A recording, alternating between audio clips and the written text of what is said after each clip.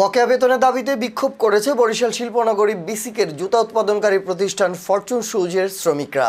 বৃহস্পতিবার 28 আগস্ট কারখানার শ্রমিকরা একযোগে রাস্তায় নেমে এলে বিসিক এলাকায় উত্তেজনা তৈরি হয়। এক পর্যায়ে আন্দোলনরত শ্রমিক এবং প্রতিষ্ঠানের কর্মকর্তারা সংঘাতে জড়িয়ে পড়লে কাউনিয়া থানা পুলিশ পরিস্থিতি নিয়ন্ত্রণে আনে।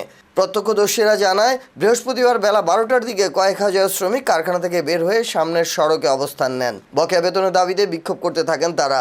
এ সময় কর্তব্যরত আনসার সদস্য ও ফরচুন শুজের কর্মচারীরা বিক্ষোভকারীদের উপর হামলা চালায় এবং মারধর করেন।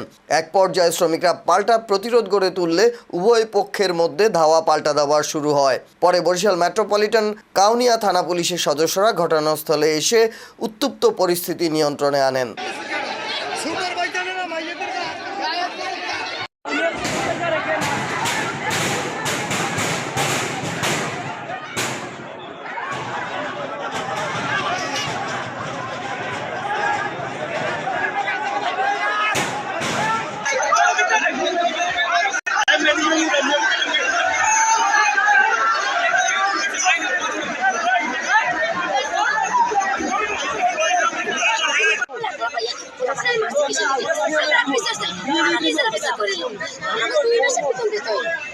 কোনো বেতন দেয় না,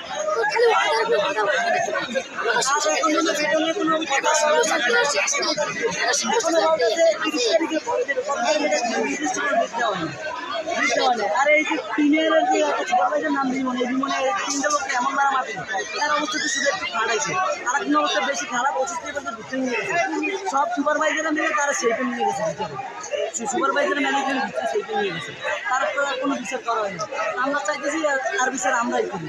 আমাদের লোককে মারছে, একটা মেয়েরই মারছে। প্রথম দাবি কি বেতনাদি? প্রথম দাবি ছিল এইটা ওয়ার্কারদের। আর তারা দ্বিতীয় আসলে কোনো ডেটও দিতে আসলে যে এত তারিখের ভিতরে দেবে, তা বলতে 30 তারিখের পরে। প্রথম বলছে 10 তারিখের পরে দেবে, তারপর 10 তারিখ বাদে 15 তারিখে পরে, 15 তারিখের পরে বলতেছে 20 তারিখ 21 তারিখের ভিতরে দেবে। এখন বলতেছে আজকে 21 তারিখ, 26 তারিখ, কারণ আজকে বলতেছে